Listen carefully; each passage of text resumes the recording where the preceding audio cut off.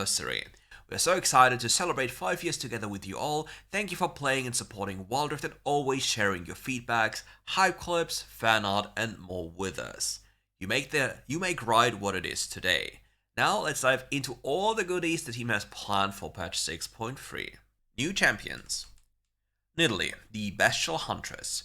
Raised in the deepest wilderness, Nidalee is a master tracker who can shapeshift into a ferocious Parker jungle cat at will. Neither holy woman nor beast, she viciously defends her territory from any and all trespassers, with carefully selected or carefully placed traps and deft spear throws. She cripples her quarry before pouncing on them in feline form. The lucky few who survive tell tales of a wild woman with razor-sharp instincts and even sharper claws. Nidalee will be released on the patch drop on October 23rd at the listed time. New season. Welcome to Season 19.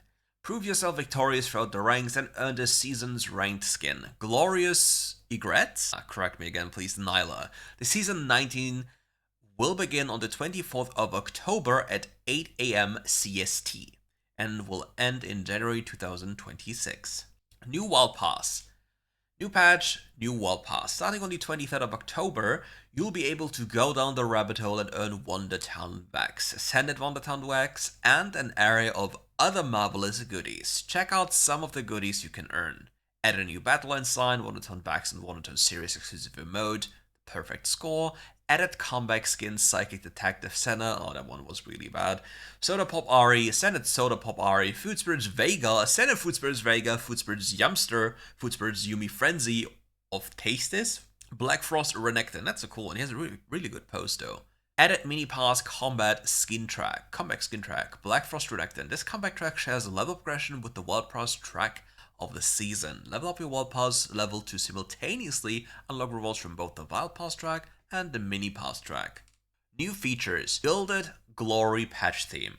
Are you ready to claim your glory? Because we hope so, because the gates to glory are now open. The golden resolve of warriors ages past now burns eternal, illuminating the path for you to achieve your peak glory. Collect the golden resolve to unlock hidden treasures. Complete matches to gather enough golden resolve and open treasures for rewards, and there's even more exclusive chromas waiting to be claimed. Chromas are really good though. There are grand events reward waiting for you. As the Hero's Return event arrives, a flood of treasures will overflow. Log in during the event to receive generous rewards. The latest updates and more patch content are waiting for you. Come play the Gilded Glory and see what's waiting for you. Apex Pass.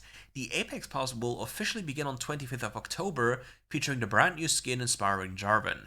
This is the 2025 World Championship exclusive skin. Please note this skin will not return for at least a year after its initial release and will be priced at 500 orange gemstones. Upgrading your pass will grant you Apex medallions, the 2025 World Events currency, which can be used in the Collected Legends, a limited store to exchange for Inspiring Jarvan chromas and other special world themes and rewards. Please note, after the season ends, any unused Apex medallions will be automatically reclaimed and converted one-to-one into blue modes. Please guys, do not forget about this. This is the worst experience ever if you lose your stuff, because one-to-one into blue modes, that's a tough one. Collected Legends. A new season of Collected Legends is here with exclusive ranked rewards, Multiple Omega Squad Viger exclusive chromas and limited companion evolve items are now available. The World Championship Redeem Store is open for a limited time. Legendary skin selection chests, exclusive chromas, and other high-value items will be available for a limited time only, from October 25th until the end of season. We've also added one-click reward claims and other optimizations, so claiming rewards are easier than ever. There's also a new Mini Pass return track. Skins Pango Cosplay Tristana and Darkstar Malphite along with their related items will soon be removed from the exchange store. Redeem them while you can, they may return periodically in the future. New player login quick start. We've upgraded the account system. New players can now start playing immediately without registration. Existing players' accounts data will be unaffected and can log in as usual. Main mode champion score entrance. Enter champion follow feature. Players can follow their favorite champions, making the main mode interface display only on those selected champions. What are all these things, brother in Christ? What is this? Champion score protection. In ranked or legendary ranked, If a champion scores reach the highest value for the current rank, you will now receive 1 champion score protection. So basically, if I play ranked on a champion, because you get basically capped very early, you just get billions of these protection cards. During this protection, losses will not deduct champion score. New ranks, a new random skin feature. During your champion select, if a champion has 2 or more skins, you can now enable random skin mode. Once activated, all owned skins for that champion will rotate randomly in the preview, and 1 random skill will be selected for the match. There will even be a chance to trigger a special Easter egg. That's a cool one, the dopamine max saying, what skin am I going to play? I don't know, I have all of them, so we just press the button and hope for the best. Giga flex, by the way. Floating damage text system. We've noticed that the current floating combat text does not clearly reflect actual damage impact, affecting your ability to judge key moments. To improve clarity, we are making the following adjustments. Dynamic size adjustment. Floating text now scales dynamically with damage value and target level. High damage against low level targets will appear more prominently. New damage type icon and new damage bonus ability damage icon has been added. The critical icon now appears only for crits, while extra ability... Wait, this should be Vel'Koz hotfix, no? This might be the hotfix to Vel'Koz Infinity Orb, by the way. This might be it. Smite bonus damage now merges correctly in floating text. This is dopamine maxing, by the way. I don't really think it's about clarity. It's more about dopamine, because you see big number, you see big happy. That's how it goes. Overall, we hope these improvements will provide more clarity and make it easier for you to reach the key combat information during fights. New loadout tag feature. During the ban pick phase, when a loadout updated message appears, you will now see a new loadout tag in the popular loadout tab, so you can quickly identify and apply the latest recommended setups. The new one-click replacement feature in loadout. The fact if support role are missing support items and recommends suitable builds, the next control roles are missing smite resets smelt jungle builds. Oh, that one is interesting. Recommend switching between armor boots and magic resistance boots depending on enemy team comp you're up against. That's a pretty cool one. Like, these are really cool. Optimizations, ranked mode flow in ranked games, reduce the duration of some phases, improve champion select with new recommendation tabs and filters. I'm curious about the this part here. Added utility card usage reminder during selection. I guess this is about the boosts. Single player mode optimizations. Renamed single player mode to champion training. You can now earn proficiency in champion score while practicing. Versus AI mode merged into champion training. Originally entry retained. These updates will now make it easier for you to practice new champions more freely. Curious about if they'll actually rework the replay system. Not replay system. What is it called? The practice tool, so you can actually restart the game for jungle clear without having to without having to load in again, like, properly. But yeah, let's see. Title system overhaul. The title and achievement systems have been merged into the profile honor tab, differentiated in lobby and in-game titles display and preview operations. Improved primary and secondary title selection flow, added adaptive in-game title assignment allowing champions with own titles to automatically equip them in battle. Added title acquisition guidance. Oh my. That sounds like so much, honestly. Self-selection chest opening experience optimization. Future self-selection chests will support badge opening with improved filtering and sorting, making it easier to select your desired rewards. New champion voice lines to enrich in-game storytelling and show off more of our champions' personalities. We've added new voice lines for several champions and skins, including voice previews during the ban phase for all champions. Check them out and let us know what you think. This is just cool, just making the game have more content. I personally don't really, I think I have all voice lines disabled, but yeah, it's definitely something that many people will enjoy because it's just quality of life. Not of life, it's just quality of enjoyment, entertainment. Or just for the immersive. I guess it's just being more immersive and being more committed to these kind of champions and their lore and their personalities, yeah. 5th anniversary celebration. Happy birthday to us. We're turning 5 and to celebrate we're giving out a bunch of goodies. Thank you for playing our game and making WildRift what it is today. The celebration will start on patch drop on the 23rd of October. Nidalee lands in the Rift, pounds Prawl and take over the Rift. Celebrate this feisty Aline's arrival onto the Rift. Nidalee lands onto the Rift event will begin on patch drop, which is the 23rd of October. Now we finally go to the juicy parts, the champion changes. Senna. New, if not attacked, souls nearby Senna will be absorbed automatically on disappearance. We've also made some optimizations to Senna controls. When Senna performs a basic attack, it will not be interrupted by other abilities. After the basic attack ends, the ability will cast will then trigger. The question is, does this make Senna's auto attack, Q auto attack cancel impossible? Or does it only talk about the ability to cancel an auto attack? Because if so, then this could be a nerf, like a tiny nerf for that one. But during fights, being able to get these automatically without having to do anything is a pretty big advantage, especially also during lane, because you sometimes have to give up positioning. They're in spots you don't reach because they're too far behind the enemy tower. So this is definitely a huge buff. This here is super high quality of life. Piercing Darkness, ally healing width is increased by 0.5 here, because so many times if you try to heal an ally and he would dodge to left or right, he would simply avoid the healing, which is pretty bad. I think this number is adjusted to the ordinary movement speed with or without boots walking to the left or right, so you make sure you hit. Nasus, base attack damage -4. Again, Nasus nerfs of this kind are like mainly meant for his early game, because it doesn't really affect the late game as much as people might believe. But again, the problem with Nasus, I've said this like 50 billion times, is 1 to 5 without boots and sheen.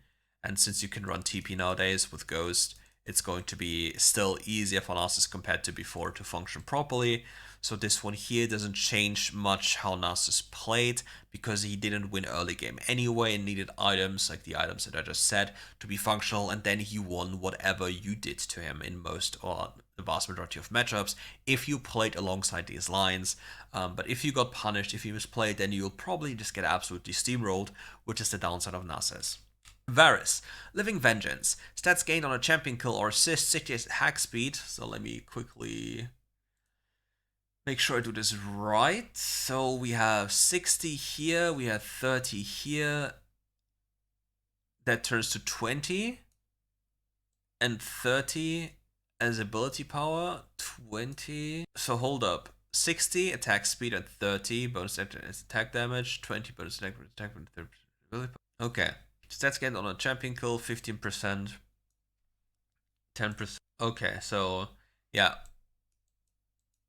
this is the reset nature of Varus, which made him so potent. Then let me quickly look at the other change here. Attacks deal 20, now 15. That's a -5. But there's no change in scaling. So what they're effectively doing, since Varus got a Jinx-like passive, but it was so overtuned that if Varus got 1 kill during a fight, he would kill the other 4 easily, because he just goes absolutely crazy.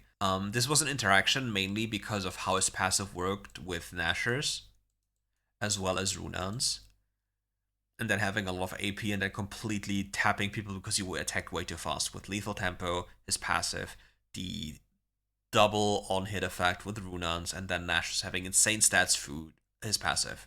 So effectively, they try to diminish that while also nerfing his early game. Like, this is a directed nerf into the early game. Also, this also affects early game to a degree, because keep in mind, stats gained for a non-champion kill affects minions.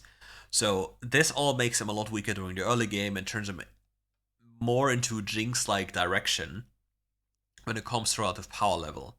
So if Varus was the top dog here, now it's back to Lucian being guaranteed the top dog here, and Varus is just somewhere floating in S, with the possibility, depending on how much this affects him in reality, in A, technically A+.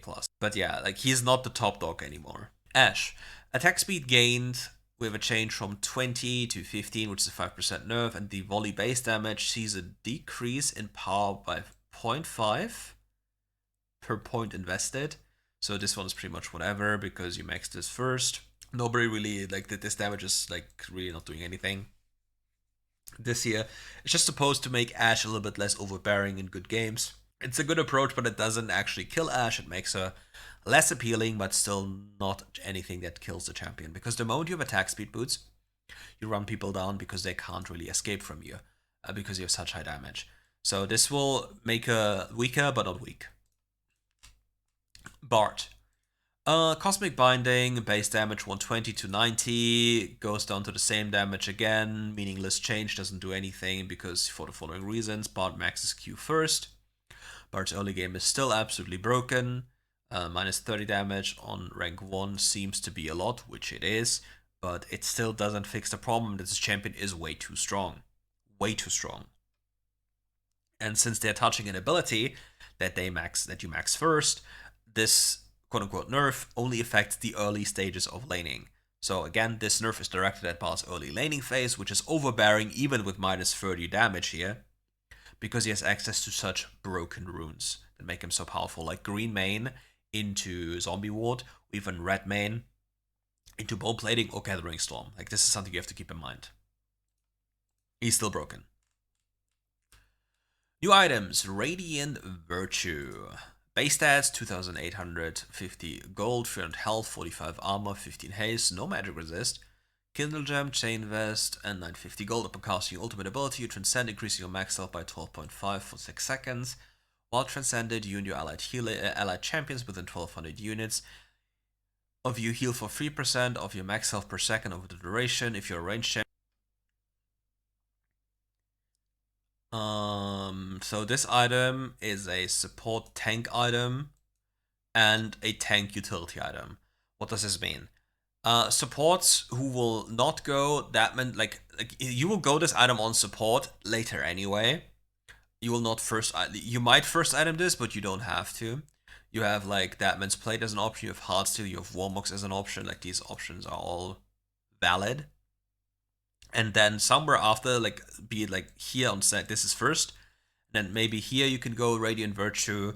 But it's like an item you can always go in any game, any type of scenario. But this item gains incredible high value on champions that stack health.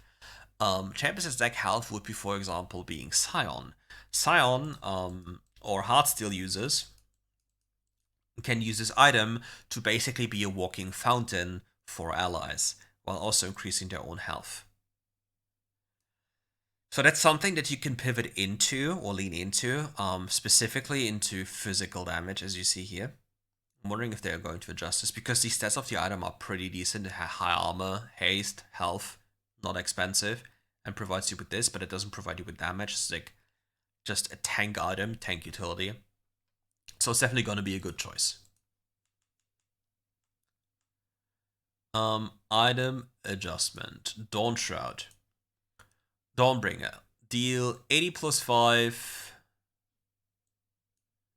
Deal 42.5 as magic damage. Increase your armor measures by 20%.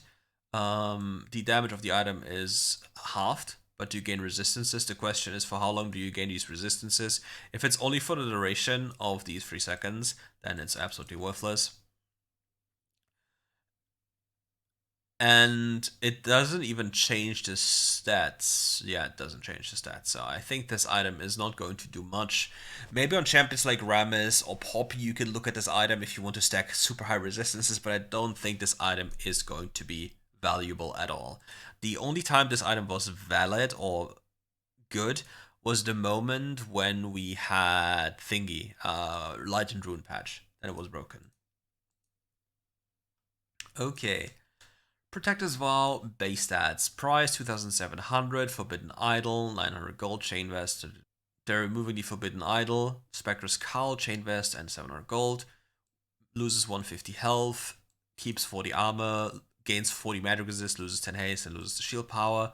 Shield value from 125, plus 30% HP, bonus health to 100 to 35% bonus health each time you take damage from an enemy champion, attack, or ability.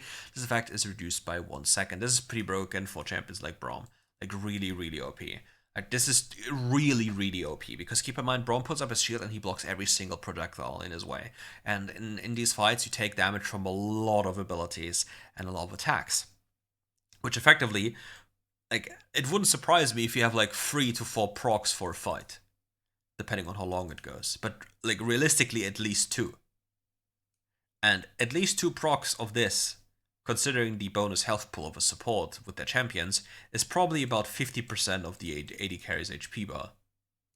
Close to. So that's a huge change. That's a really broken item. Randuin's Omen. Resilience, 20 critical strike, till 20% less damage to you. This is effectively, you see, they're moving the stacking mechanic from 4 stacks per hit. Like, need to be hit 4 times to gain the full reduction, 5% per hit. It's now immediately, so it doesn't ramp up like 1, 2, 3, 4. which is a good change. And they're also adding a new effect at full stacks, but it was the previous one. Gain a stack of counter current when critically struck. Each stack counter current has 5% movement speed and 5%. So what they're doing, the damage reduction applies immediately, and they're just moving the stack counter to the slow resist and movement speed. It's all objectively better. Veil item, all to remove disables and crowd effects from target allied champion. If the ally is not affected by any such effects, they gain a 3-second spell sheet that blocks the next hostile ability. Grant a nearby ally.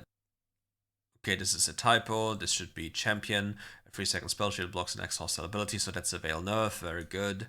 Items removed: Repulsor, Magnetron, Ravenous Hydra, and Hexter GLP. I mean, this item was just useless. This item was barely used by anyone.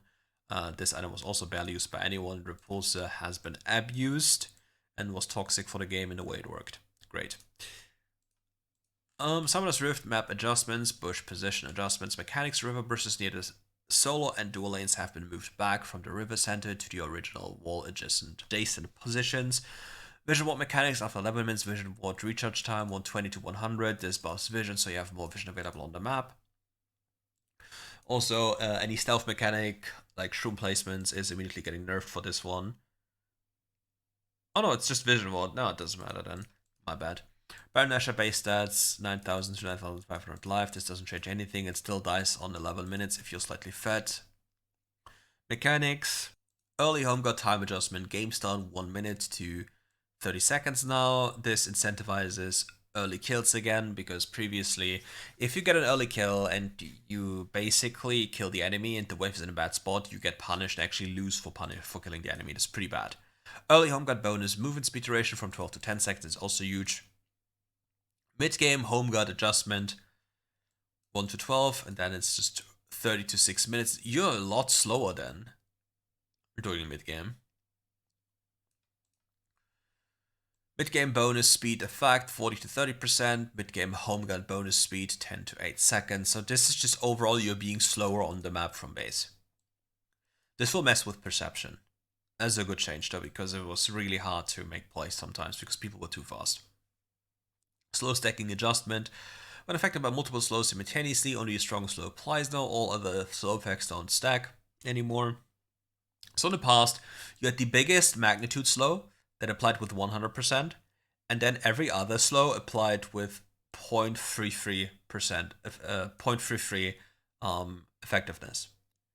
So if you had 3 slows that were like 30%, this one was applied first, 30, and then the other ones were applied at respectively 1% of 30.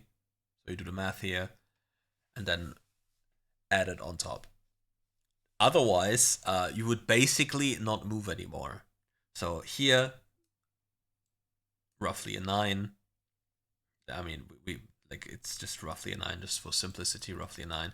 So you see, if you have like multiple slow instances like this, you would then reach a 48 slow. And then you simply stop moving.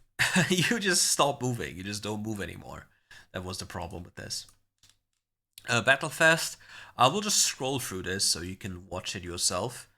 Pause the video whenever you want here. I will not read this because it doesn't really affect the main gameplay mode in any way. So I'd rather you pause here, because I don't really have any take on the fun modes, because I don't play the fun modes. I have no clue about them, so I'll not pretend I have.